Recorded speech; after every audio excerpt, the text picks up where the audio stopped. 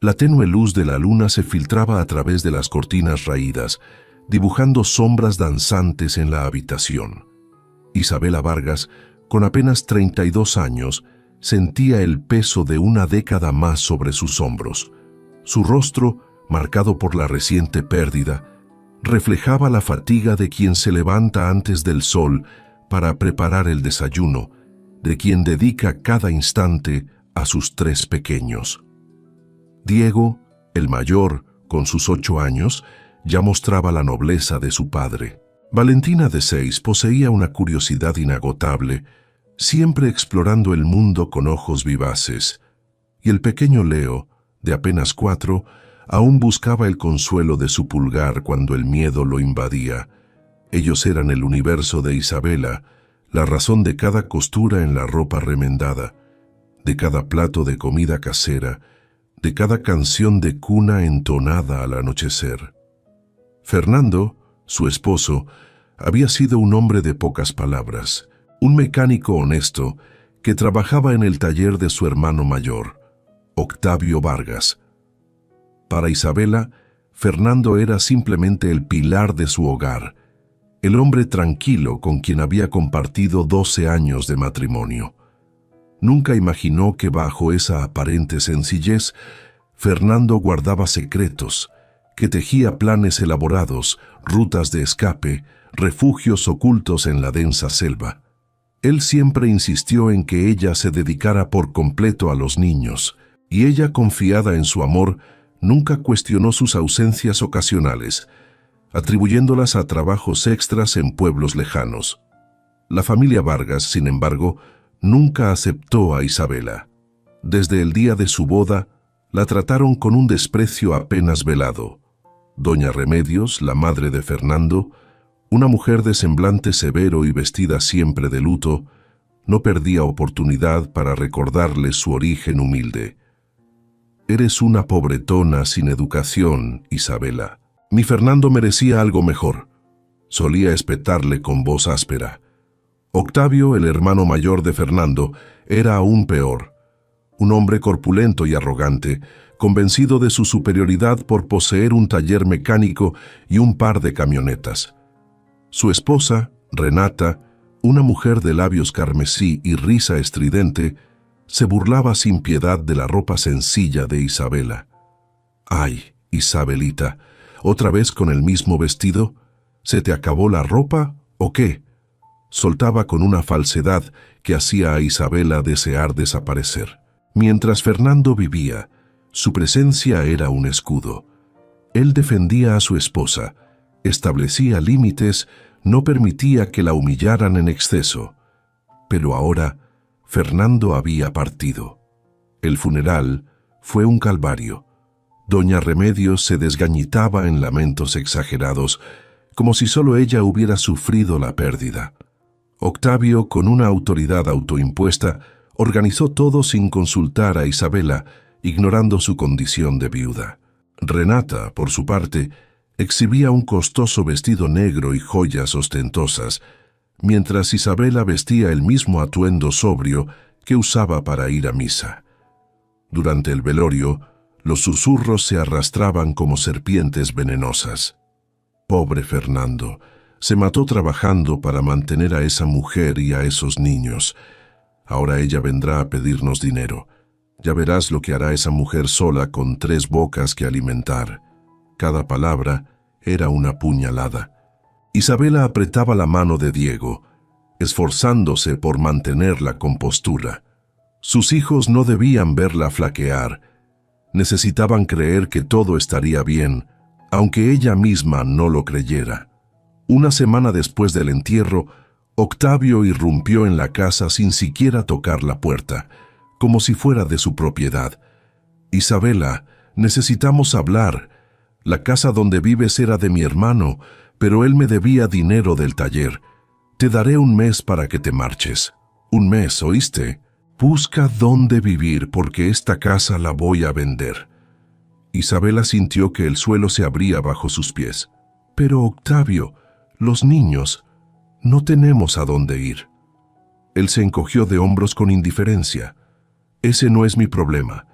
Mi hermano murió y dejó deudas. Yo tengo que recuperar mi dinero. Además, eres joven. Puedes trabajar, conseguir algo. No te voy a mantener. Renata, parada en el umbral, se pintaba las uñas con una sonrisa cruel. Ay, cuñadita, pues búscate un hombre que te mantenga. Todavía estás medio presentable, aunque con 3 chamacos va a ser difícil. Ambos rieron con desdén y se marcharon, dejando a Isabela temblando de rabia e impotencia. Los días siguientes se convirtieron en un infierno. Doña Remedios llegaba cada tarde para llevarse objetos de la casa. Esto era de mi hijo, esto también, esto me lo llevo. Se llevó muebles, electrodomésticos, incluso las ollas de la cocina. Tú no necesitas estas cosas, Isabela. Total, te irás a vivir quién sabe dónde. Isabela no se defendía. Estaba demasiado agotada, demasiado quebrada. Los niños observaban cómo su hogar se vaciaba poco a poco. Valentina preguntaba, «Mami, ¿por qué la abuela se lleva nuestras cosas?»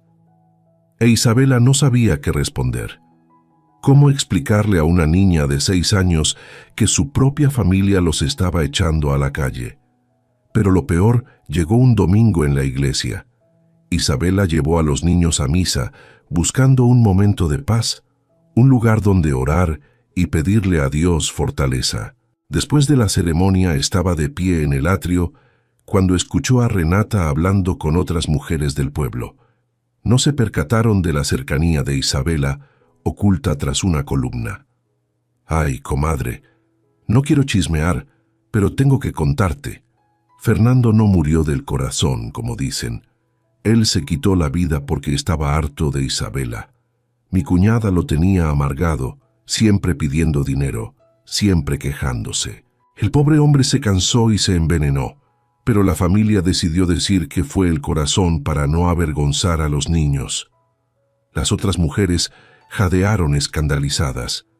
«¿En serio? ¡Ay, pobre Fernando! Esa mujer lo llevó a la tumba». Isabela sintió que el mundo se detenía. Era mentira. Todo era mentira. Pero sabía que en un pueblo como el suyo, un chisme así se propagaba como pólvora. Para el lunes, todo el pueblo creería que ella había empujado a Fernando al suicidio. Esa noche no durmió. Se quedó sentada en la cocina vacía, sosteniendo el sobre amarillento que Fernando le había entregado. Lo abrió con manos temblorosas. Dentro había una carta escrita con la letra irregular de su esposo y un papel con coordenadas geográficas.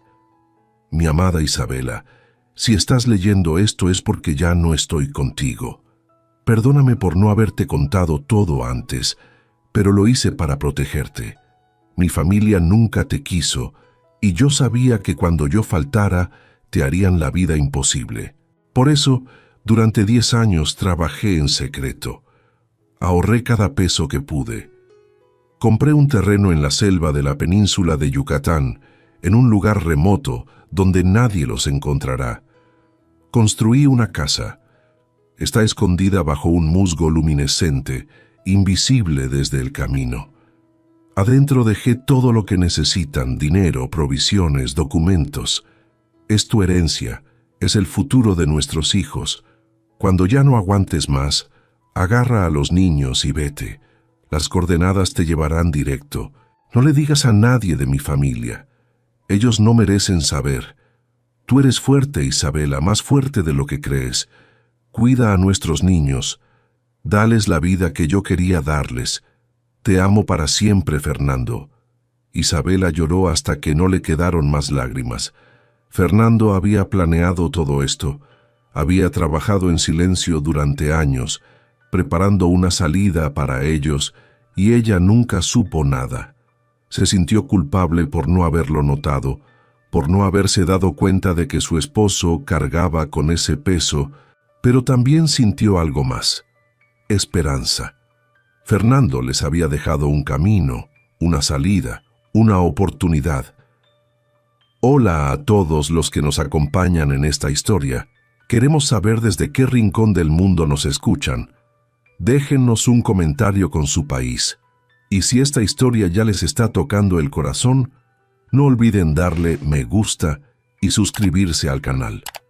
Cada suscripción nos acerca a nuestra meta de 1000 suscriptores, un número que significa muchísimo para nosotros.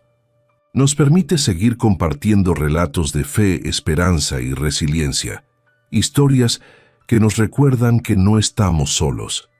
Al unirte a nuestra comunidad, no solo nos apoyas, sino que te conectas con un espacio donde cada relato es un abrazo al alma. Haz clic en suscribir y sé parte de esta familia. El lunes por la mañana, el chisme ya corría por todo el pueblo. Isabela fue a la tienda a comprar leche y la dueña la miró con desprecio. «Qué pena lo de tu esposo, Isabelita. Dicen que el pobre hombre ya no aguantaba». Isabela salió de la tienda sin responder. En la calle, 2 vecinas cuchicheaban y la señalaban. En la panadería, el panadero le dio el cambio sin mirarla a los ojos. Todos creían la mentira de Renata. Todos la juzgaban. Esa tarde, Diego llegó llorando de la escuela. Otro niño le había dicho que su mamá había matado a su papá. Valentina preguntaba por qué la gente los miraba raro. Leo, el pequeño, no entendía nada, pero sentía el ambiente tenso y lloraba por las noches. Esa noche, Isabela tomó la decisión. No iba a permitir que sus hijos crecieran en ese ambiente de humillación y mentiras. No iba a quedarse en un pueblo que la trataba como basura. Fernando le había dejado una salida y ella la iba a tomar. Esperó hasta la medianoche. Los niños dormían profundamente. Sacó 3 mochilas viejas y empacó lo esencial: ropa, documentos, fotos de Fernando, el poco dinero que le quedaba. Dejó todo lo demás. Los muebles que doña Remedios no se había llevado, los platos, las cortinas, nada de eso importaba. Despertó a los niños con cuidado. «Mis hijos, vístanse rápido, nos vamos de viaje». Diego, medio dormido, preguntó: «¿A dónde, mami?» «A un lugar seguro, mi amor. A un lugar que tu papá preparó para nosotros». Valentina estaba emocionada. «Es una aventura». Isabela sonrió a pesar del miedo. «Sí, mi cielo, es una gran aventura». Salieron de la casa a las 2 de la mañana. El pueblo estaba dormido, las calles oscuras. Isabela cerró la puerta sin mirar atrás. Caminaron 3 cuadras hasta la terminal de autobuses. Había un autobús que salía a las 3 hacia Mérida. De allí tendrían que tomar otro autobús hacia el interior de la península de Yucatán, hacia la zona selvática. Isabela compró los boletos con el poco dinero que tenía. Se sentaron en la sala de espera vacía. Leo se durmió en su regazo. Diego miraba por la ventana con ojos grandes y asustados. Valentina le apretaba la mano. «Mami, la abuela va a estar enojada». Isabela respiró hondo. «Probablemente, mi amor, pero ya no importa. Nosotros vamos a estar bien». El autobús salió puntual. Isabela vio las luces del pueblo desaparecer por la ventana trasera. Sintió un nudo en la garganta, pero no lloró. No podía llorar. Tenía que ser fuerte por sus hijos. El viaje a Mérida duró 6 horas. Los niños durmieron casi todo el camino. Isabela no pudo dormir. Miraba las coordenadas en el papel de Fernando, tratando de memorizar los números. 1945 N 8930 O. No sabía exactamente dónde quedaba eso, pero confiaba en que lo encontraría. Llegaron a Mérida al amanecer. La ciudad ya estaba despertando, el mercado abriéndose, la gente empezando su día. Isabela compró pan dulce y leche para los niños en un puesto. Luego buscó la terminal de autobuses locales. Necesitaban llegar a un pueblo llamado Oxkutzcab, según había investigado con las coordenadas antes de salir. Desde allí tendrían que buscar transporte hacia la zona selvática. El siguiente autobús salía en 2 horas. Se sentaron a esperar. Diego preguntó: «Mami, ¿cuánto falta?» Ya casi llegamos, mi vida, sean pacientes. Pero el destino tenía otros planes. Cuando subieron al autobús hacia Oxkutzcab, empezó a llover. No una lluvia normal, sino un aguacero tropical violento que hacía que el autobús avanzara a paso de tortuga. El camino se volvió lodoso. Los niños miraban por las ventanas empañadas, asustados por los truenos. Isabela rezaba en silencio. Dios mío, protégenos, llévanos a donde tenemos que llegar. El viaje, que debía durar 3 horas, se convirtió en 6. Llegaron a Oxkutzcab al caer la tarde, empapados y cansados. En Oxkutzcab, Isabela preguntó por transporte hacia el interior de la selva. Un hombre viejo con sombrero le dijo que no había autobuses, solo camionetas particulares que hacían el recorrido. Pero con esta lluvia, señora, nadie va a querer ir.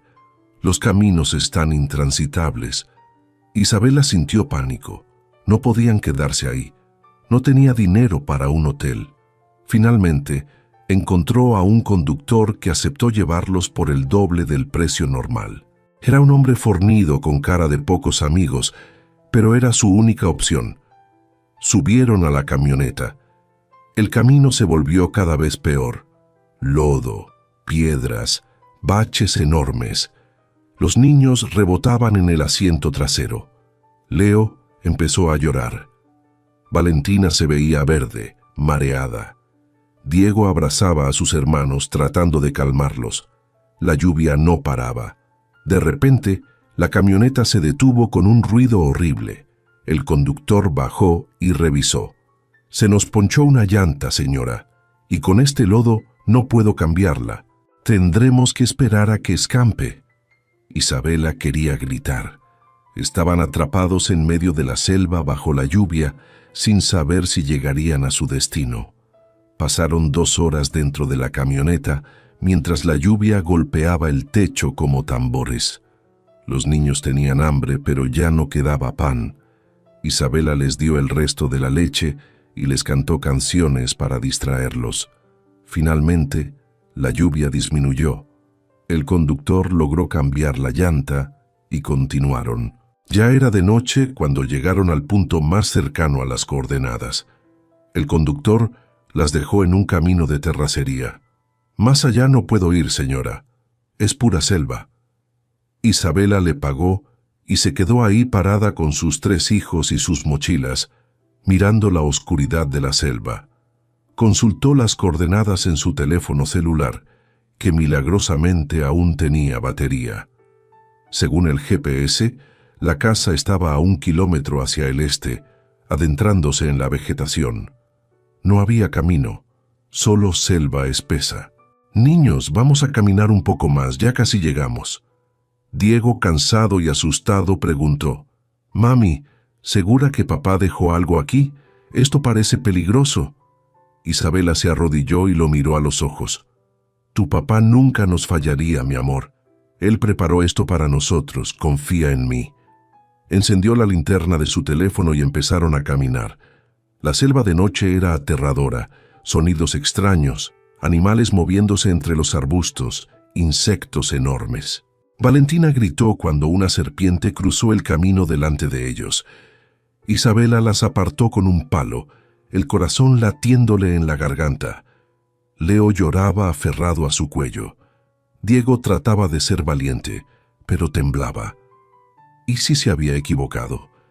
¿Y si la carta de Fernando era un delirio de hombre moribundo? ¿Y si no había nada allí y acababa de arrastrar a sus hijos a la muerte en medio de la selva?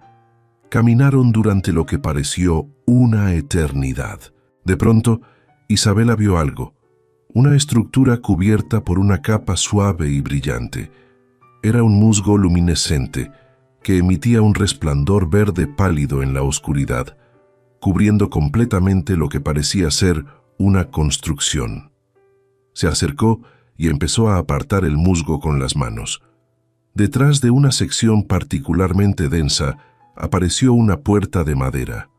Su corazón dio un vuelco. Era real.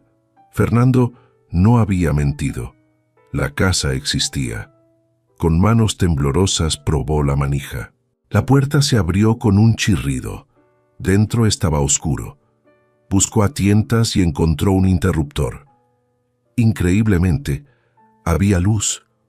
Un generador solar, comprendió Isabela al ver los paneles en el techo. La casa se iluminó y lo que vieron los dejó sin palabras. ¿Qué había preparado Fernando en esa casa escondida?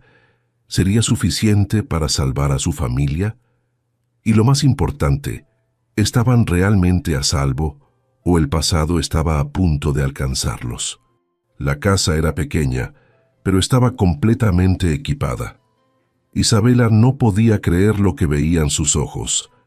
Había una sala con un sofá, una mesa, sillas de madera, una cocina con estufa de gas, alacenas llenas de comida enlatada, arroz, frijoles, aceite, un refrigerador conectado al generador solar, 2 habitaciones con camas y colchones nuevos, todavía con el plástico puesto, un baño completo con agua corriente que venía de un tanque de captación pluvial que Fernando había instalado en el techo.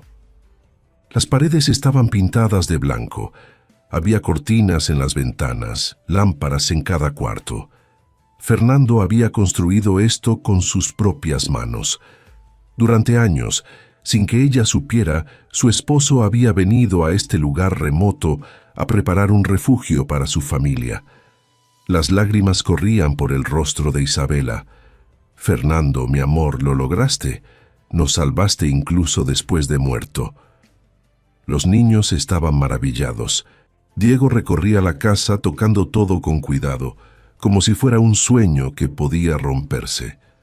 Valentina había encontrado una habitación llena de juguetes nuevos, muñecas y carritos todavía en sus cajas. «Mami, mira, papá nos dejó juguetes». Leo, el pequeño, se aferró a un oso de peluche gigante que estaba en una de las camas. «Es de papá», dijo con su vocecita. Isabela los abrazó a los 3. «Sí, mi amor, todo esto es de papá. Él lo preparó para ustedes porque los amaba mucho». Por primera vez en semanas, vio sonrisas genuinas en los rostros de sus hijos. Por primera vez desde la muerte de Fernando, sintió que tal vez, solo tal vez, iban a estar bien. Esa noche durmieron en camas cómodas por primera vez desde que habían huido. Isabela acostó a los niños en una de las habitaciones. Los 3 se acurrucaron juntos en la cama grande, exhaustos por el viaje. Les cantó una canción de cuna hasta que se durmieron. Luego fue a la otra habitación, la que claramente Fernando había preparado para ellos 2. Sobre la cama había otro sobre. Lo reconoció inmediatamente. La misma letra de Fernando. Lo abrió con manos temblorosas y empezó a leer a la luz de la lámpara. «Mi querida Isabela, si llegaste hasta aquí significa que tuviste el valor de huir. Estoy orgulloso de ti. Sé que el viaje fue difícil. Sé que tuviste miedo, pero lo lograste. Ahora déjame explicarte todo. Hace 12 años, cuando nos casamos, yo era feliz. Tú eras y sigues siendo el amor de mi vida, pero mi familia siempre te menospreció. Mi madre, mi hermano, todos. Yo los enfrentaba cuando estaba presente, pero sabía que en cuanto yo faltara te destruirían. Octavio siempre tuvo envidia de mí porque tú me escogiste a mí y no a él. Sí, Isabela, antes de que nos conociéramos, Octavio te pretendió y tú lo rechazaste. Él nunca lo perdonó. Por eso se casó con Renata, una mujer llena de veneno, solo para demostrar que él también podía conseguir esposa. Pero su matrimonio es una farsa. Él te sigue deseando y te odia por haberme rechazado. Por eso sabía que cuando yo muriera, él te haría sufrir y te despojaría de lo que es tuyo. Isabela sintió que el piso se movía debajo de ella. Octavio la había pretendido. No recordaba eso. Había sido así a tanto tiempo, cuando ella tenía 18 años. Un hombre corpulento y prepotente la había invitado a salir un par de veces, y ella lo había rechazado porque le parecía desagradable. Nunca supo que ese hombre era el hermano de Fernando. Nunca conectó los puntos. Siguió leyendo. Hace 10 años me diagnosticaron un problema del corazón. El doctor me dijo que me quedaban tal vez 15 años si me cuidaba, menos si no lo hacía. Decidí no decirte nada para no preocuparte. En vez de eso, empecé a planear. Trabajaba en el taller de Octavio durante el día, pero los fines de semana le decía que iba a hacer trabajos extra en otros pueblos. En realidad, venía aquí. Compré este terreno con dinero que había ahorrado en secreto. Era barato porque está en medio de la nada, sin servicios, sin caminos, perfecto para esconderse. Pasé 2 años construyendo esta casa poco a poco. Traía materiales en mi camioneta vieja. Trabajaba solo bajo el sol y la lluvia. Instalé los paneles solares, el sistema de captación de agua. Hasta acabé un pozo. Quería que tuvieras un lugar seguro, un lugar donde mi familia no pudiera encontrarte. Isabela sollozaba mientras leía. Fernando había hecho todo eso. Había trabajado hasta matarse, literalmente, para protegerlos, y ella nunca supo nada. Se sintió culpable y agradecida al mismo tiempo. En la cocina, detrás de la alacena, que está junto a la estufa, hay un panel falso en la pared. Empújalo y encontrarás un escondite. Ahí dejé 3 cosas importantes. Primero, dinero en efectivo. Son 500,000 pesos que ahorré durante 10 años. Cada peso que pude guardar sin que Octavio se diera cuenta, porque él revisaba las cuentas del taller como halcón, es para que vivan tranquilos durante al menos 2 años, hasta que encuentres la manera de generar ingresos. Segundo, hay documentos de propiedad de esta casa y de este terreno. Todo está a tu nombre. Nadie puede quitártelo. Y tercero, hay un diario. En ese diario escribí todo lo que Octavio ha hecho en el taller durante los últimos 10 años. Todas las tranzas, los fraudes, los robos a clientes, los autos que recibía robados para desarmar y vender las partes. Todo. Con esa información puedes destruirlo si él intenta buscarte o hacerte daño. Es tu arma, tu protección. Úsala solo si es necesario. El corazón de Isabela latía con fuerza. Fernando había sido más astuto de lo que nadie imaginaba. No solo les había dejado un refugio, les había dejado municiones para defenderse. Terminó de leer la carta. Sé que estos primeros días serán difíciles. La selva es ruda, el aislamiento pesa. Pero eres fuerte, Isabela, más fuerte de lo que tú misma crees. Cuida a nuestros niños, enséñales a ser buenos, honestos, trabajadores. Enséñales que la familia no es la que comparte tu sangre, sino la que comparte tu corazón. Y cuando estés lista, cuando sientas que es el momento correcto, hay un camino. Literalmente detrás de la casa, a unos 50 metros hacia el norte, hay un túnel. Lo construí durante el último año. Es un túnel subterráneo que atraviesa la montaña y sale del otro lado a 5 kilómetros de aquí, en un valle donde hay un pequeño pueblo llamado Santa María de la Luz. Ahí vive mi amigo Joaquín Morales. Es la única persona que sabe de este lugar. Él tiene instrucciones de ayudarte si algún día llegas a su puerta. Él te dará nuevos documentos de identidad para ti y los niños, nuevos nombres si los necesitas, y te ayudará a empezar una nueva vida. Pero solo cruza ese túnel cuando estés lista, solo cuando sientas que los niños están preparados para otro cambio. Por ahora descansa aquí, están seguros. Te amo, Isabela. Siempre te amé. Siempre te amaré. Cuida a nuestros pollitos, tu esposo eterno, Fernando. Isabela dobló la carta y la apretó contra su pecho. Lloró hasta que no le quedaron más lágrimas. Luego se secó el rostro. Se levantó y fue a la cocina. Movió la alacena y encontró el panel falso exactamente donde Fernando había dicho. Lo empujó y se abrió. Dentro había 3 cosas: una caja de metal llena de billetes cuidadosamente organizados en fajos, una carpeta con documentos legales y un cuaderno grueso de pasta dura. Sacó el cuaderno y lo abrió. Era el diario de Fernando. Página tras página de anotaciones detalladas, fechas, nombres, cantidades. 15 de marzo de 2018. Octavio recibió un Nissan Sentra robado. Placas XIC-23. Lo desarmó y vendió el motor a un comprador en Oaxaca por 25,000 pesos. No reportó la venta al SAT. 3 de julio de 2019, cliente pagó 8,000 pesos por reparación de transmisión. Octavio le cobró 15,000. Le dijo que necesitaba piezas importadas que nunca compró. Se quedó con 7,000 pesos de ganancia fraudulenta.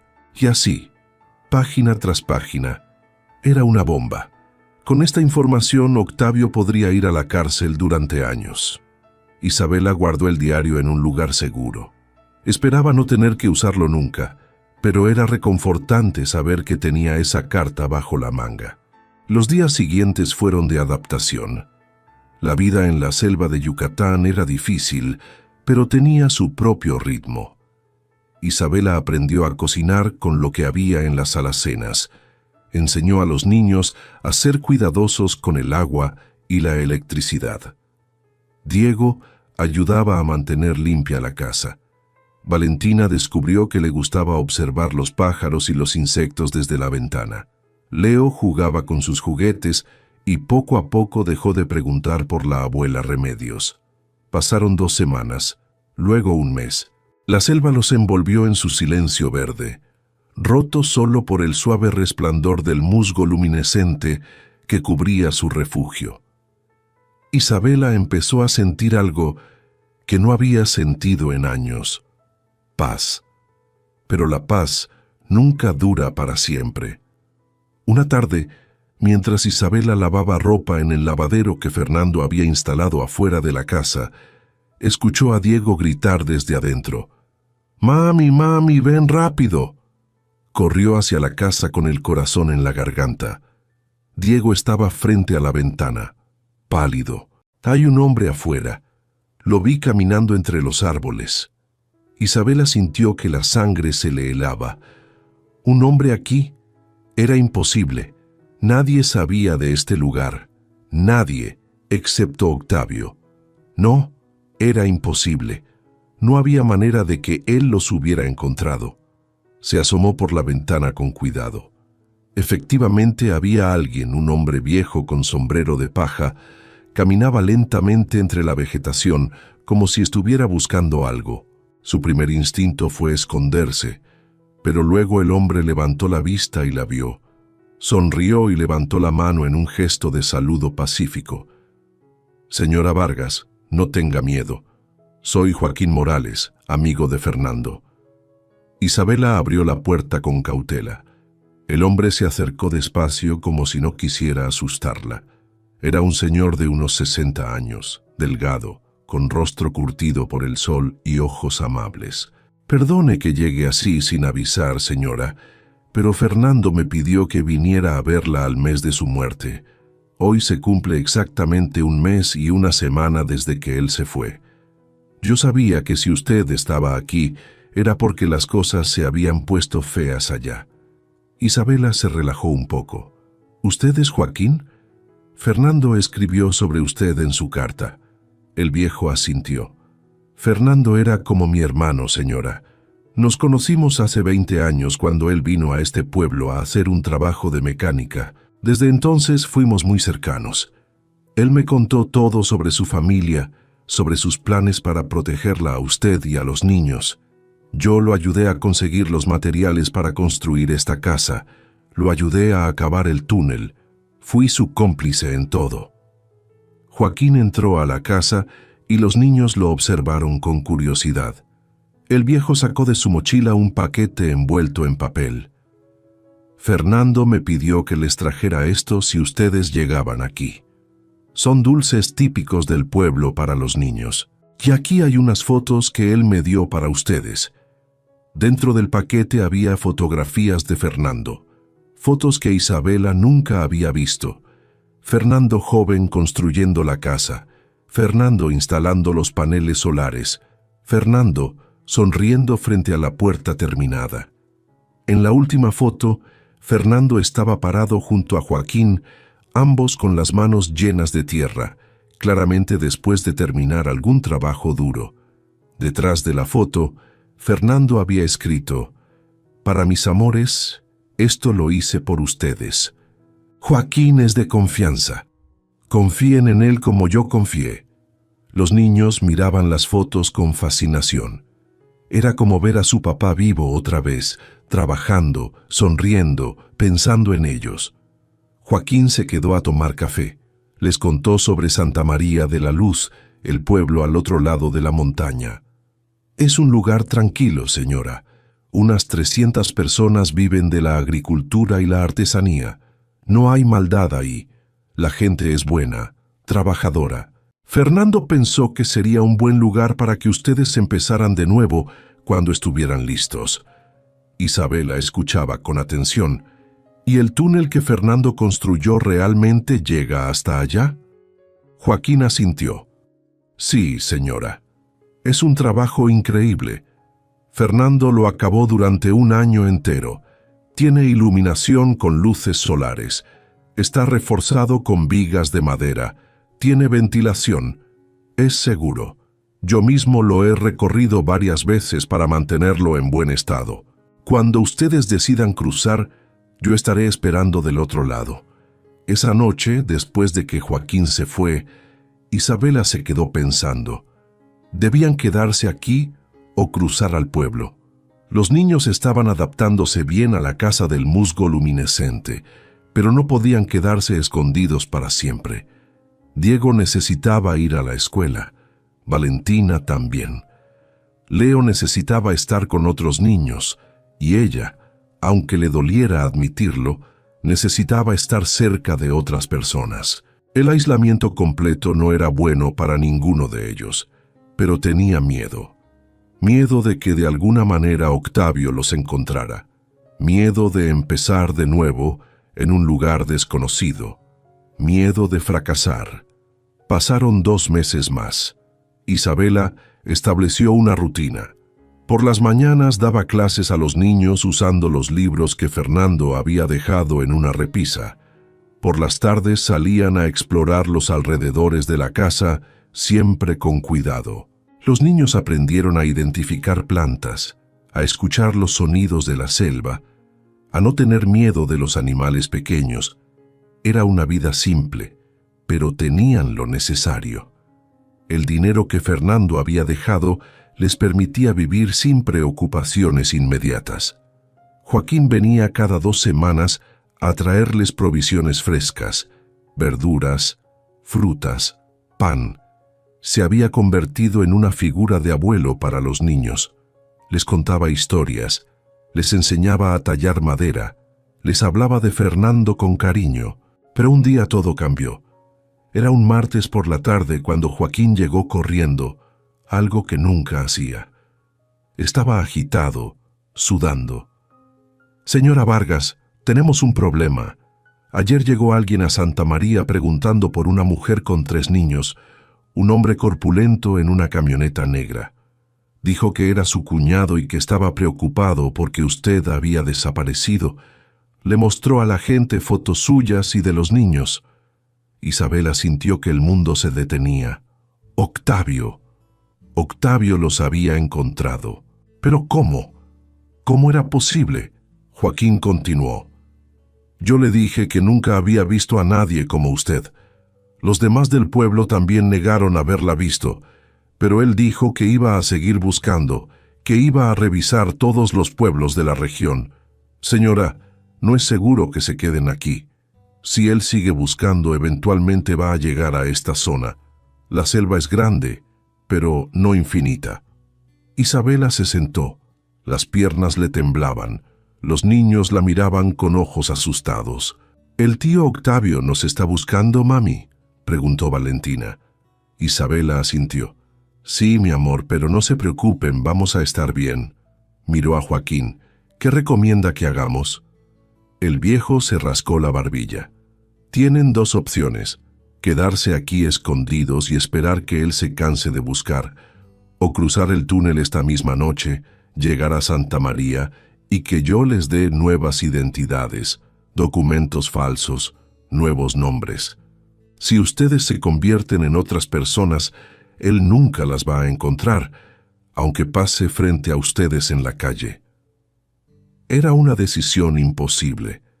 Quedarse significaba vivir con miedo constante. Cruzar significaba renunciar a quienes eran, convertirse en otras personas. Pero Isabela recordó las palabras de Fernando en su carta: cuando estés lista, cruza el túnel. Joaquín te ayudará a empezar una nueva vida. Tal vez este era el momento. Tal vez Dios estaba empujándolos hacia adelante. Miró a sus hijos. Diego, que ahora tenía casi 9 años, la miraba con una mezcla de miedo y determinación. Valentina abrazaba a su muñeca favorita. Leo se chupaba el dedo, señal de que estaba ansioso. «Vamos a cruzar», dijo Isabela con voz firme. «Esta noche vamos a cruzar el túnel». Joaquín asintió. «Muy bien, empaquen solo lo esencial. El túnel es largo, unos 5 kilómetros. Va a tomar al menos 2 horas caminando con los niños. Yo los voy a guiar. Del otro lado tengo una casa preparada para ustedes. Mañana conseguiremos los documentos nuevos». Isabela empacó con manos temblorosas: ropa, las fotos de Fernando, el dinero, el diario con la información de Octavio. Dejó todo lo demás: los juguetes, los muebles, la casa que Fernando había construido con tanto amor y que ahora brillaba suavemente con su musgo luminescente. Era desgarrador, pero no había opción. A las 9 de la noche, cuando ya estaba completamente oscuro, salieron de la casa. El musgo luminescente emitía un resplandor etéreo, despidiéndolos de su refugio secreto. Joaquín los guió hacia el norte. Caminaron unos 50 metros hasta que llegaron a lo que parecía ser un montón de rocas cubiertas de vegetación. Joaquín apartó las plantas y reveló una entrada, una puerta de metal camuflada en la roca. La abrió y encendió una linterna. «Aquí empieza el túnel. Síganme y no se separen». La entrada era estrecha. Tuvieron que agacharse para pasar. Una vez adentro, el túnel se ampliaba. Las paredes eran de tierra compactada, reforzada con vigas de madera cada 2 metros. En el techo había luces LED alimentadas por baterías solares que se encendían con sensores de movimiento. Era impresionante. Fernando realmente había construido esto solo. Era un monumento a su amor por su familia. El aire dentro era húmedo y olía a tierra. Se escuchaba el goteo constante de agua filtrándose. Los niños caminaban pegados a Isabela. Leo iba en brazos de Joaquín porque sus piernas cortas no podían mantener el paso. El túnel descendía primero, luego se nivelaba, luego subía. Era como caminar por las entrañas de la montaña. En algunos puntos era tan estrecho que tenían que caminar en fila india. En otros se abrían cámaras más amplias donde Fernando había dejado provisiones de emergencia: agua embotellada, mantas, linternas. Habían caminado durante casi 1 hora cuando Valentina empezó a quejarse. «Mami, tengo miedo. Está muy oscuro. ¿Y si nos quedamos atrapados aquí?» Isabela se arrodilló junto a ella. «Mi cielo, no vamos a quedarnos atrapados. Tu papá construyó este túnel para salvarnos. Él nos está cuidando desde el cielo. Solo un poco más. Sí, eres muy valiente». Valentina asintió y continuó caminando. Diego iba adelante con Joaquín, haciendo preguntas sobre cómo Fernando había construido todo esto. El viejo le explicaba pacientemente, y eso distraía al niño del miedo. De repente, Joaquín se detuvo. Levantó la mano pidiendo silencio. Escuchen. Todos se quedaron quietos. Isabela aguzó el oído. Al principio no escuchó nada, solo el goteo del agua. Pero luego lo oyó. Un sonido lejano pero inconfundible. Voces, voces que venían de atrás, del lado por donde habían entrado. Imposible, murmuró Joaquín. Nadie sabe de este túnel. Nadie, excepto... No terminó la frase, pero Isabela entendió. Octavio. De alguna manera, increíblemente, Octavio había encontrado la casa. Tal vez había seguido a Joaquín sin que el viejo se diera cuenta. Tal vez había estado vigilando la zona durante días. No importaba cómo. El hecho era que estaba ahí y estaba entrando al túnel. «Corran», dijo Joaquín. «Corran lo más rápido que puedan. Yo voy a cerrar la sección intermedia del túnel». Fernando instaló una compuerta de emergencia a mitad de camino. Si la cierro, ellos no podrán seguirnos. Isabela agarró a Valentina de la mano y empezó a correr. Diego corrió adelante con Leo en brazos, más rápido de lo que ella creía posible para un niño de 8 años. Joaquín lo seguía de cerca. Las voces atrás se hacían más fuertes. «Isabela, sé que estás ahí. No seas tonta, solo quiero ayudar». Era Octavio. Su voz retumbaba en el túnel. «Los niños me necesitan. No puedes cuidarlos sola. Ven conmigo y te voy a dar un lugar donde vivir». Siguieron corriendo. Los pulmones de Isabela ardían. Valentina tropezó y cayó. Isabela la levantó sin detenerse. «Vamos, mi amor, vamos». Llegaron a una sección donde el túnel tenía una compuerta de metal. Joaquín empezó a bajarla con una manivela. La compuerta descendía lentamente, demasiado lentamente. «Sigan, yo voy a cerrarla y los alcanzo». Isabela vaciló. No quería dejar a Joaquín solo, pero el viejo la empujó. «Vayan, protejan a los niños. Eso es lo que Fernando hubiera querido». Isabela obedeció. Siguieron corriendo. Detrás escuchó el estruendo metálico de la compuerta cerrándose completamente. Luego, silencio. Joaquín había logrado escapar o se había quedado del otro lado para enfrentar a Octavio. No había tiempo para pensar. Corrieron durante lo que parecieron horas, pero probablemente fueron solo 20 minutos más. Finalmente vieron luz adelante, la salida del túnel. Salieron a la noche estrellada. Estaban en un valle. A lo lejos se veían las luces de un pueblo pequeño, Santa María de la Luz. Cayeron al piso jadeando. Los niños lloraban de agotamiento y miedo. Isabela los abrazó a los tres. «Ya pasó, ya pasó. Estamos a salvo». Pero no estaba segura de que fuera verdad. Miró hacia la entrada del túnel esperando ver a Joaquín salir. Pasó 1 minuto, 2, 5. Joaquín no aparecía.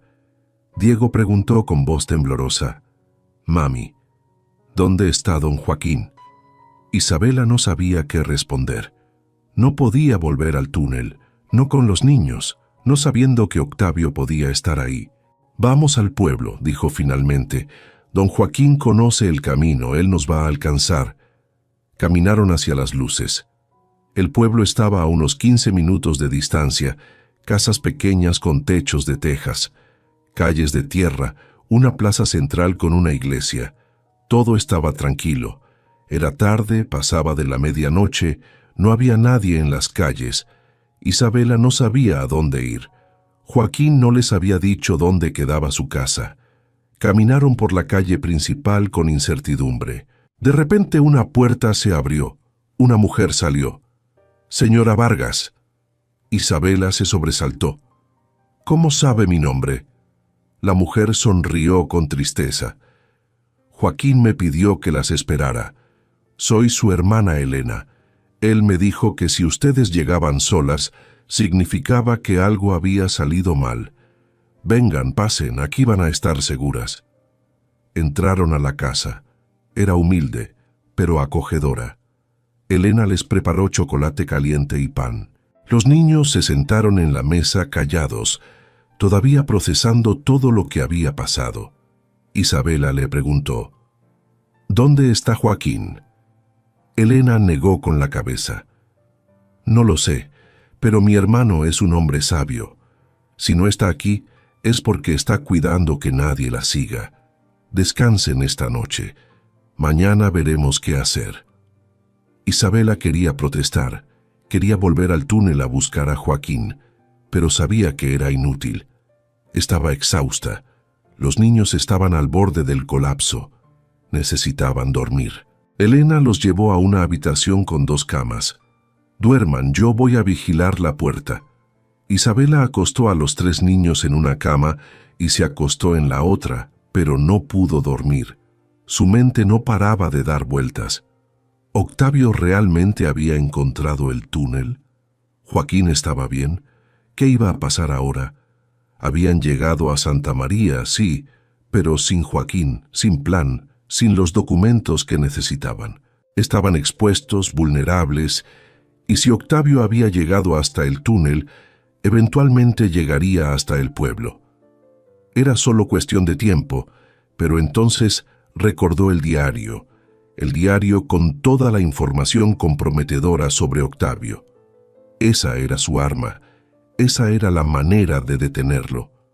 Si Octavio se acercaba, ella lo destruiría con sus propios secretos, lo expondría, lo mandaría a la cárcel. Por sus hijos, estaba dispuesta a hacer lo que fuera necesario, incluso pelear. Se levantó y sacó el diario de su mochila. Lo abrió y comenzó a leer otra vez bajo la luz tenue de una vela. Necesitaba memorizar cada detalle.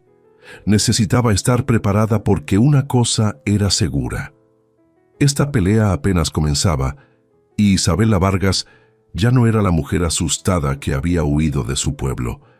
Ahora era una madre leona dispuesta a proteger a sus cachorros a cualquier costo. Isabela despertó sobresaltada.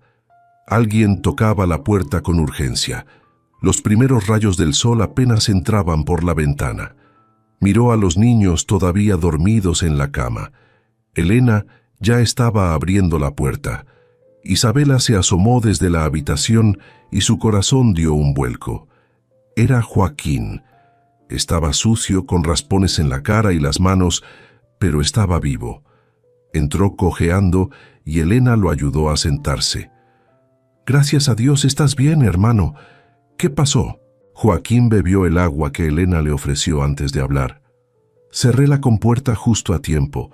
Octavio llegó segundos después. Lo escuché golpeando el metal, gritando, pero la compuerta aguantó. Él no pudo abrirla. Me quedé del otro lado esperando, asegurándome de que no encontrara otra manera de pasar.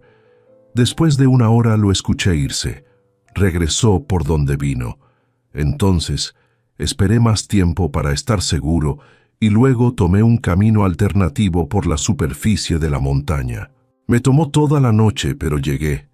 Isabela se acercó. «Don Joaquín, perdóneme. Por mi culpa usted estuvo en peligro». El viejo negó con la cabeza. «No, señora, esto no es culpa suya. Es culpa de un hombre lleno de maldad que no puede dejar en paz a una viuda y sus niños. Pero ahora sabemos que él está decidido a encontrarlas. No podemos perder tiempo. Hoy mismo vamos a conseguirles los documentos nuevos». Joaquín sacó de su mochila varios papeles. «Yo ya había empezado los trámites cuando Fernando me lo pidió hace meses. Tengo contactos, gente que sabe hacer estas cosas. Para esta tarde, ustedes van a tener actas de nacimiento nuevas, identificaciones nuevas, todo nuevo». Y así fue. Ese mismo día llegó un hombre a la casa de Elena. Era un señor callado con lentes gruesos que traía una cámara y una impresora portátil. Les tomó fotos a Isabela y a los niños. Joaquín le pasó los datos que había preparado. «Isabela Vargas ya no existe. A partir de ahora usted es Camila Soto, viuda originaria de Oaxaca. Diego es ahora Miguel Soto, 8 años. Valentina es ahora Carmen Soto, 6 años. Y Leo es ahora José Soto, 4 años. Memorizaron sus nuevos nombres, sus nuevas fechas de nacimiento, su nueva historia. Los niños estaban confundidos al principio. Diego preguntó, ¿por qué tenemos que cambiar de nombre, mami?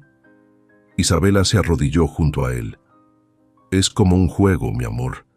Es para protegernos.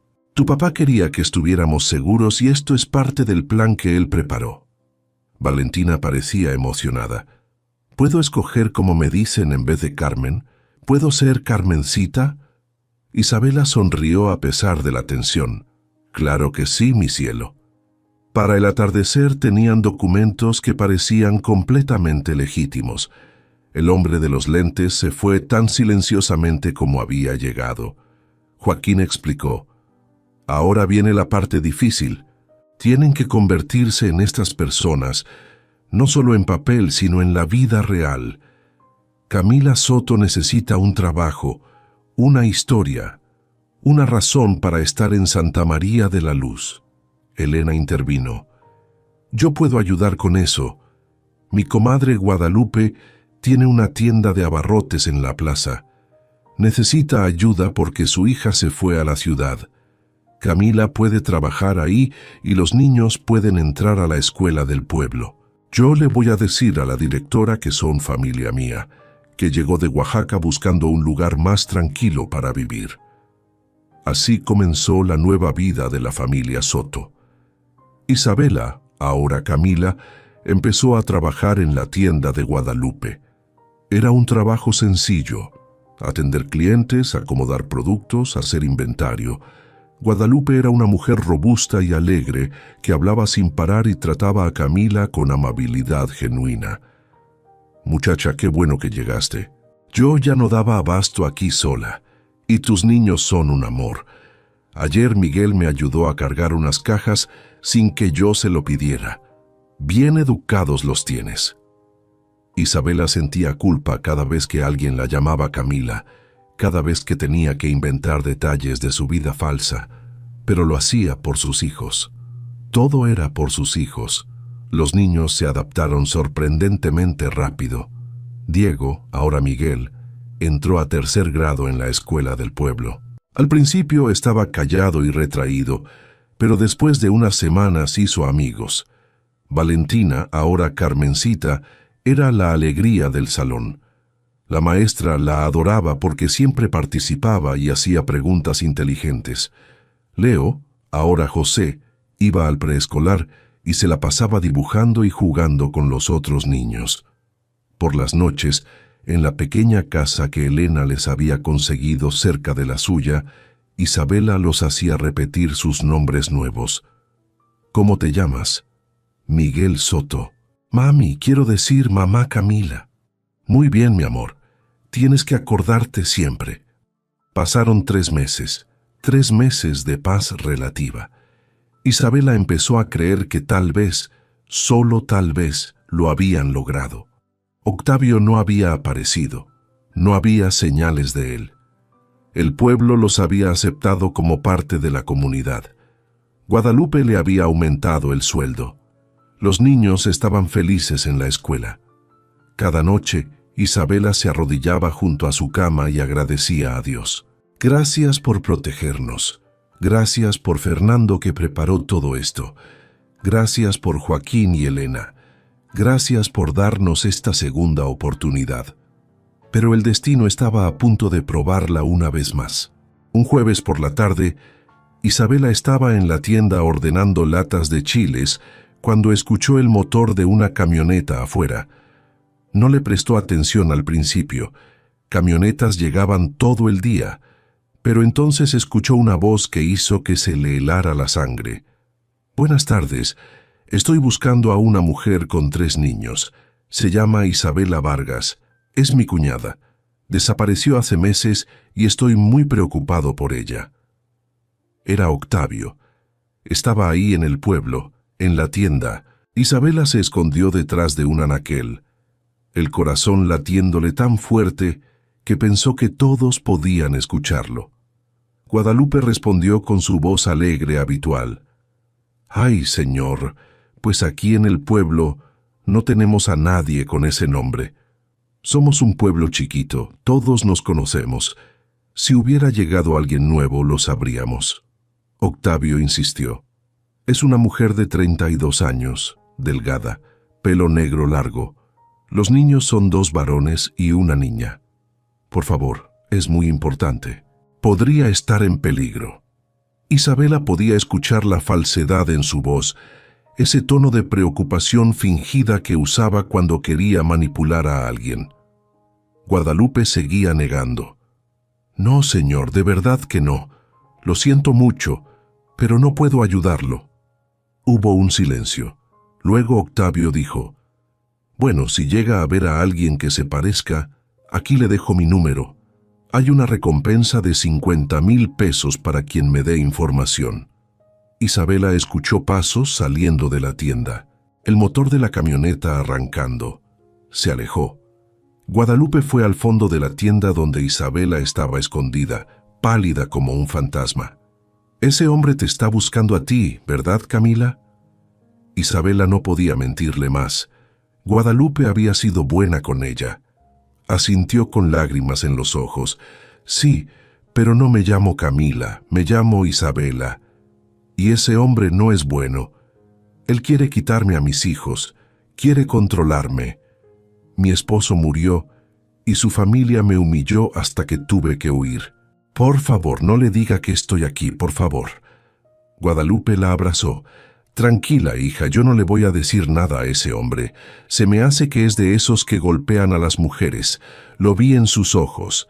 Pero tienes que tener cuidado. Si él está preguntando aquí, va a preguntar en otros lugares. Va a seguir buscando. Isabela salió corriendo de la tienda. Tenía que llegar a la casa antes que los niños salieran de la escuela. Tenía que hablar con Joaquín. Tenía que hacer algo. Llegó a la casa de Elena jadeando. Joaquín estaba ahí tomando café. Don Joaquín, Octavio está aquí. Llegó al pueblo. Está preguntando por mí. El viejo se puso serio. Esto es malo. Si él está aquí significa que no se va a rendir. Probablemente va a quedarse unos días. Va a preguntar en cada casa, en cada negocio. Isabela se dejó caer en una silla. ¿Qué voy a hacer? Los niños salen de la escuela en 1 hora. Si él los ve, si los reconoce... Elena intervino. Yo voy a ir por los niños a la escuela. Les voy a decir a las maestras que hay una emergencia familiar. Los voy a traer aquí y van a quedarse dentro de la casa hasta que ese hombre se vaya del pueblo. Joaquín agregó, y tú, Isabela, necesitas prepararte. Si Octavio te encuentra, si de alguna manera se entera de que Camila Soto es en realidad Isabela Vargas, necesitas tener un plan. ¿Todavía tienes el diario de Fernando? Isabela asintió. Sí, está escondido en mi habitación. Joaquín golpeó la mesa. Entonces es hora de usarlo. Si Octavio se acerca a ti o a tus hijos, tú vas a destruirlo con su propia maldad. Esa noche, Isabela no durmió. Los niños estaban confundidos. ¿Por qué de repente no podían salir de la casa? ¿Por qué tenían que hablar en voz baja? ¿Por qué las cortinas estaban todas cerradas? ¿Es otro juego, mami?, preguntó José. Sí, mi amor. Es un juego de escondidas. Tenemos que ser muy callados. Al día siguiente, Elena fue al pueblo a investigar. Regresó con noticias. Octavio se está quedando en la posada cerca de la plaza. Ha estado preguntando por todas partes. Ofreció dinero a varios jóvenes del pueblo para que vigilen y le avisen si ven a una mujer con 3 niños. Pero la mayoría de la gente lo mandó a volar. No les cayó bien. Se nota que es un hombre prepotente. Pero el peligro real llegó al tercer día. Valentina, Carmencita, se había escapado de la casa por unos minutos. Era una niña inquieta, y estar encerrada la estaba volviendo loca. Salió al patio trasero a perseguir una mariposa. Estaba ahí riendo y jugando cuando Octavio pasó caminando por el callejón de atrás. La vio, se detuvo, la miró fijamente. Valentina lo vio y su sonrisa se borró. Reconoció a su tío. «Tío Octavio», dijo sorprendida. Octavio sonrió, pero era una sonrisa de tiburón. «Así que, Valentina, ¿Sabía que estaban aquí? ¿Dónde está tu mamá? Isabela escuchó la voz de Octavio desde adentro de la casa. Salió corriendo al patio. «Aléjate de mi hija». Octavio levantó las manos en un gesto de falsa paz. «Cuñadita, finalmente te encuentro. He estado muy preocupado por ustedes. No tenías que huir así. Yo solo quiero ayudar». Isabela se interpuso entre Octavio y Valentina. «No necesitamos tu ayuda. Vete, déjanos en paz». Octavio se rió. «¿Dejarte en paz? Isabela, tú no puedes cuidar de estos niños sola. Necesitan un hombre en la casa. Necesitan estabilidad. Ven conmigo. Te voy a dar la casa de vuelta. Te voy a dar trabajo en el taller.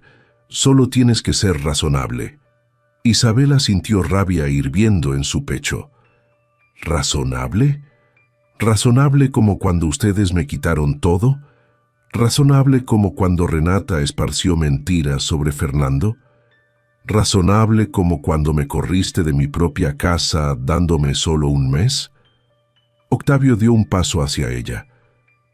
Todo eso se puede arreglar, pero estos niños necesitan volver a casa. Necesitan a su familia, a su verdadera familia. Isabela sacó su teléfono. «Si das un paso más, voy a llamar a la policía». Octavio se rió más fuerte. «¿La policía? ¿Y qué les vas a decir? ¿Que estoy buscando a mi familia? Ellos me van a dar la razón a mí». Fue entonces cuando Isabela tomó la decisión. Sacó el diario de Fernando de su bolsillo.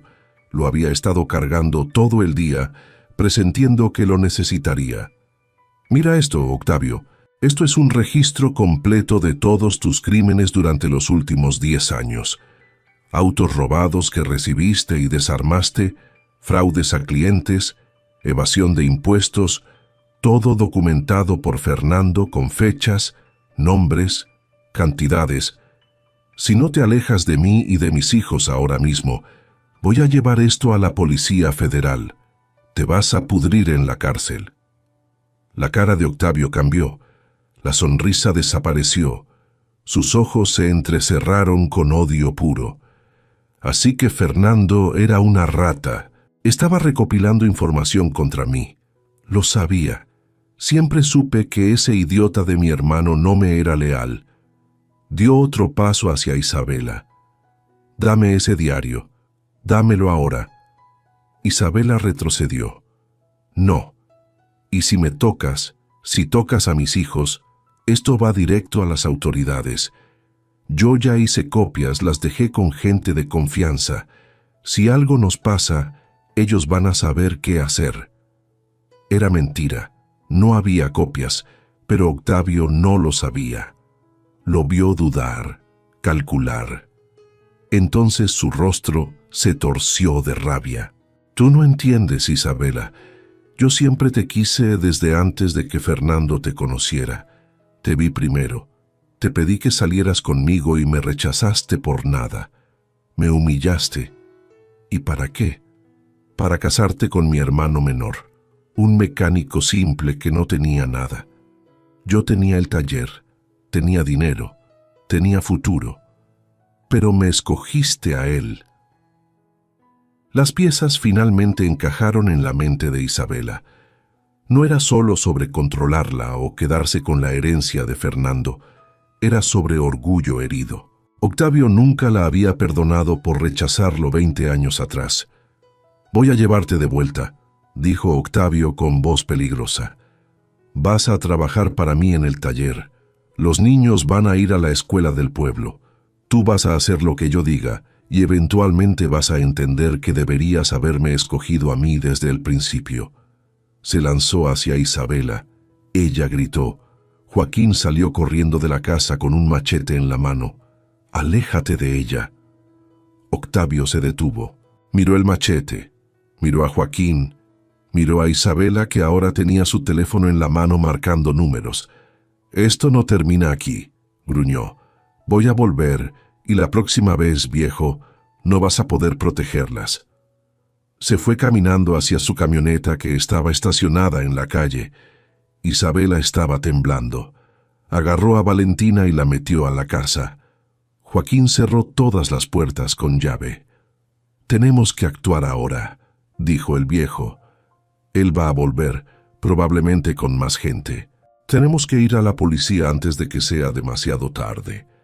Isabela asintió, pero en ese momento escucharon sirenas. Elena había llamado a la policía cuando vio a Octavio forcejear con Isabela. 2 patrullas llegaron, bajaron 4 oficiales. Isabela salió con el diario en la mano y Joaquín a su lado. Le explicó todo al comandante. ¿Quién era? ¿Por qué había huido? ¿Quién era Octavio? ¿Y qué contenía el diario? El comandante hojeó el diario.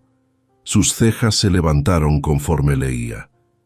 «Señora, esto es evidencia de delitos federales graves. Tenemos que llevar esto a la fiscalía de inmediato y necesitamos encontrar al señor Octavio Vargas para interrogarlo». No tuvieron que buscarlo mucho. Octavio estaba en su camioneta intentando salir del pueblo cuando las patrullas lo interceptaron. Lo bajaron del vehículo. Empezó a gritar: «¡Esto es un abuso! Yo no he hecho nada. Solo estaba buscando a mi cuñada». El comandante le mostró el diario. «Señor Vargas, está usted arrestado por sospecha de múltiples delitos, incluyendo receptación de vehículos robados, fraude y evasión fiscal. Tiene derecho a permanecer en silencio». La cara de Octavio palideció. Miró a Isabela con odio puro. «Esto es tu culpa. Todo es tu culpa. Mi hermano te eligió y mira lo que hiciste. Lo mataste con tus exigencias y ahora me quieres meter a la cárcel a mí». Isabela se acercó a él. Por primera vez en su vida, no sintió miedo. Fernando murió porque su corazón estaba enfermo, pero trabajó hasta su último aliento para protegerme de gente como tú. Y ahora su trabajo va a servir para asegurarme de que nunca vuelvas a amenazar a mis hijos. Octavio fue metido en la patrulla. Mientras se lo llevaban, Isabela sintió algo que no había sentido en meses: libertad. Los días siguientes fueron un torbellino. La Fiscalía Federal abrió una investigación usando el diario de Fernando como evidencia principal. Encontraron los autos desarmados en el taller de Octavio. Encontraron registros bancarios que confirmaban la evasión fiscal. Encontraron compradores de partes robadas que testificaron contra él. El caso era sólido. Octavio fue formalmente acusado y enviado a prisión preventiva. Su esposa Renata, al verse sin el sustento de su marido, huyó del pueblo. Nadie supo a dónde. Doña Remedios, la madre de Fernando, tuvo un derrame cerebral cuando se enteró del arresto de su otro hijo. Murió 2 semanas después. Isabela no sintió alegría por eso, solo una profunda tristeza por una familia que se había destruido a sí misma con su propia maldad. Pero algo inesperado sucedió. Cuando todo se resolvió legalmente, el abogado de Isabela le informó que la casa donde había vivido con Fernando, la casa de la que Octavio la había echado, legalmente le pertenecía a ella. Fernando había puesto la propiedad a nombre de los dos cuando la compraron, y aunque Octavio había intentado manipular la situación, los documentos y las anotaciones de Fernando en el diario sobre las mejoras conjuntas demostraron la copropiedad de Isabela. Octavio nunca tuvo derecho legal de venderla. Además, como única heredera directa de Fernando y ahora con Octavio en la cárcel y Remedios muerta, el taller mecánico también pasó a ser de Isabela. Era dueña de un negocio que no sabía cómo manejar. Joaquín le dio un consejo. «Véndalo todo, señora. Venda la casa, venda el taller, cobre todo lo que Octavio le debe de la herencia de Fernando. Use ese dinero para empezar realmente de nuevo». Y eso hizo. Isabela vendió todo en su pueblo natal.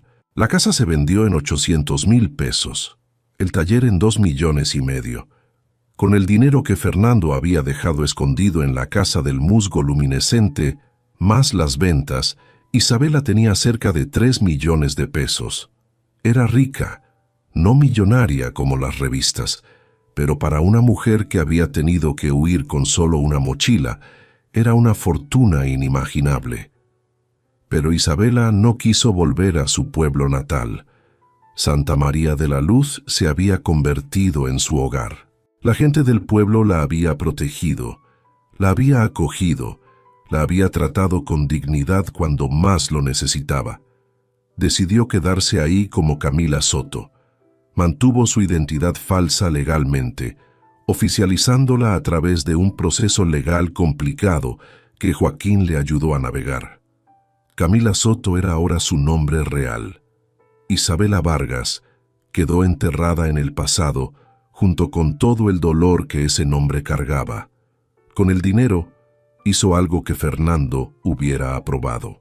Compró un terreno grande en Santa María de la Luz y construyó un taller mecánico. Contrató a jóvenes del pueblo y los capacitó, dándoles trabajo honesto y bien pagado.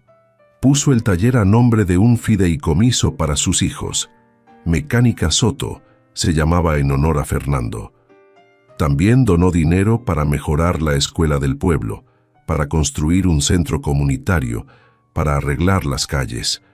La gente de Santa María la amaba, la consideraban una benefactora, una líder. Los niños crecieron. Miguel, antes Diego, se convirtió en un joven responsable que ayudaba a su madre con el negocio después de la escuela. Carmen, antes Valentina, resultó ser brillante en matemáticas y soñaba con ser ingeniera. José, antes Leo, era el payaso de la familia, siempre haciendo reír a todos. Habían olvidado casi por completo sus nombres originales. Eran completamente los Soto. Ahora, 5 años después del día en que huyeron de su pueblo natal, Isabela, ahora Camila, estaba parada en la plaza de Santa María durante la fiesta del pueblo. Sus hijos corrían jugando con otros niños.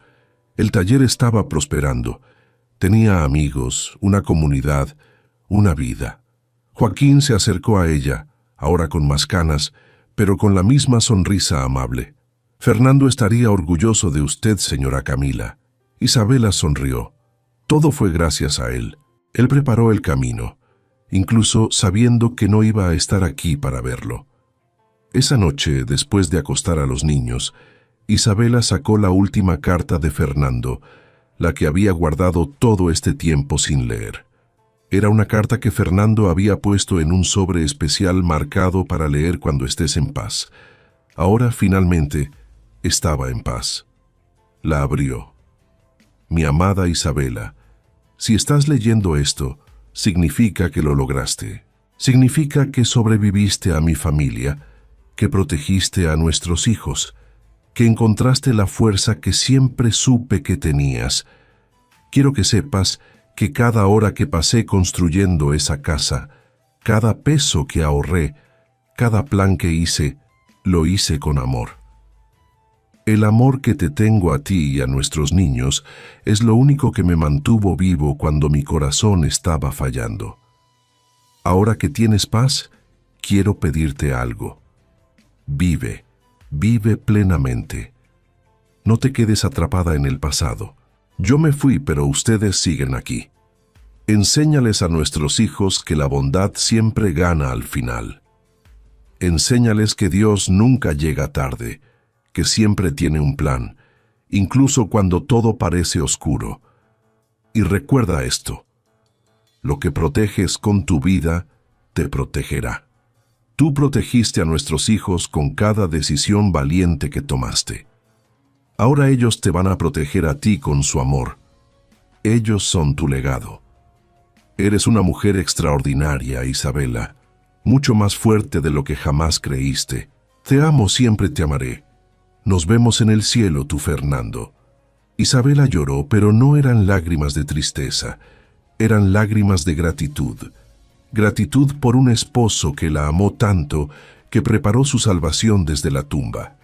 Gratitud por 3 hijos sanos y felices.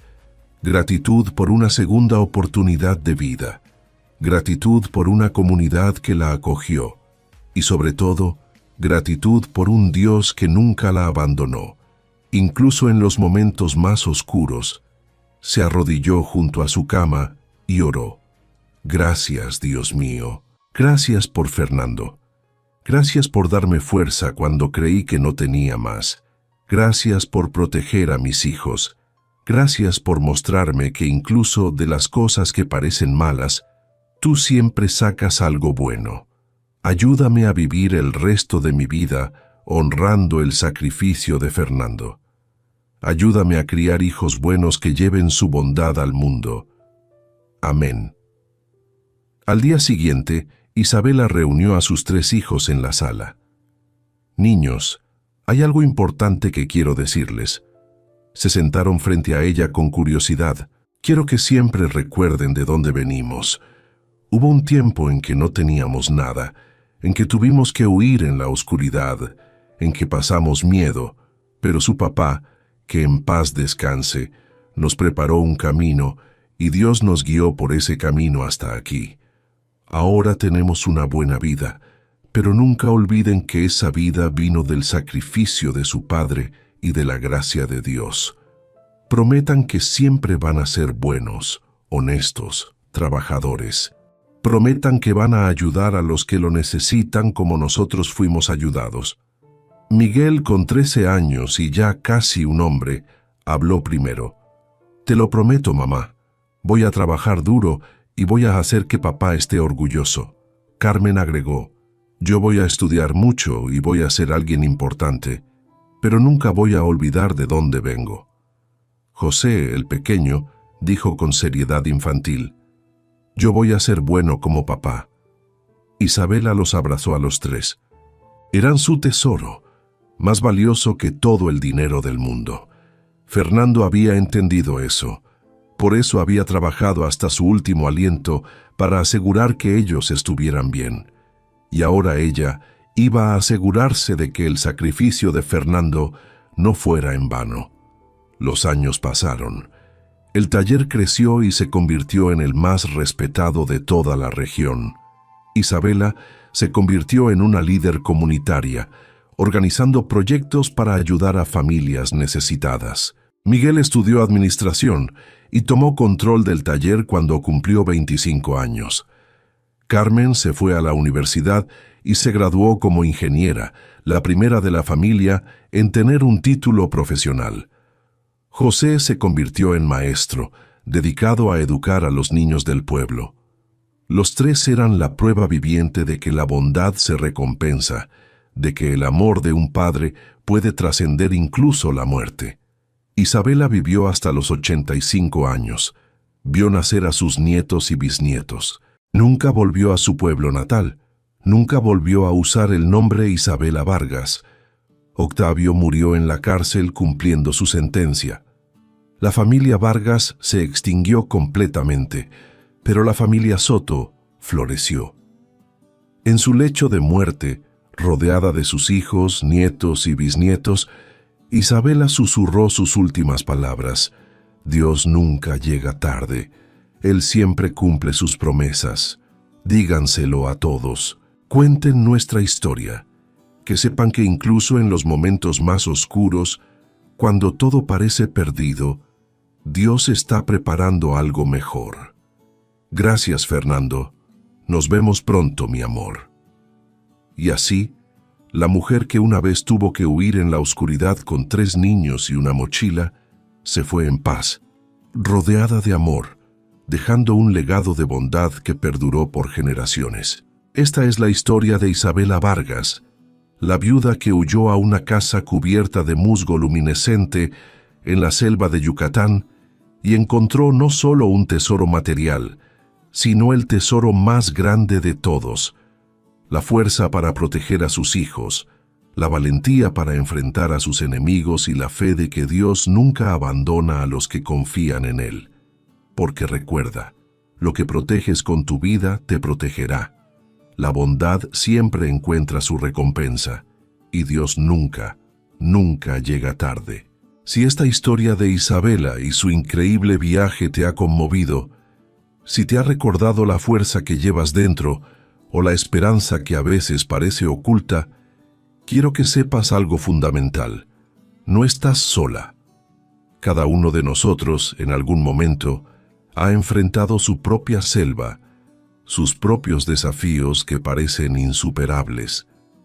Pero así como Isabela encontró un camino, una luz en la oscuridad del musgo luminescente, tú también puedes encontrar la tuya. Aquí en Cuentos de Viuda, creemos en el poder de las historias para sanar, para inspirar y para unir. Queremos que sientas que esta es tu comunidad, un espacio seguro donde compartimos relatos que nos recuerdan que, incluso cuando el mundo parece desmoronarse, hay una fuerza mayor, un propósito y siempre, siempre, una nueva oportunidad. Tu dolor no define tu final. Es solo el inicio de un nuevo capítulo que Dios está escribiendo para ti. Así que si te sientes identificada, si esta historia resonó en tu corazón, te invito a ser parte activa de nuestra familia. Comparte este relato con alguien que necesite escucharlo. Déjanos un comentario contándonos tu reflexión o un momento en el que tuviste que ser valiente. Y si aún no lo has hecho, suscríbete a nuestro canal. Tu apoyo nos permite seguir tejiendo estas narrativas de esperanza y resiliencia, llegando a más corazones que necesitan un recordatorio de que la luz siempre regresa. Juntos somos más fuertes. Juntos seguimos adelante. Bendiciones para todos.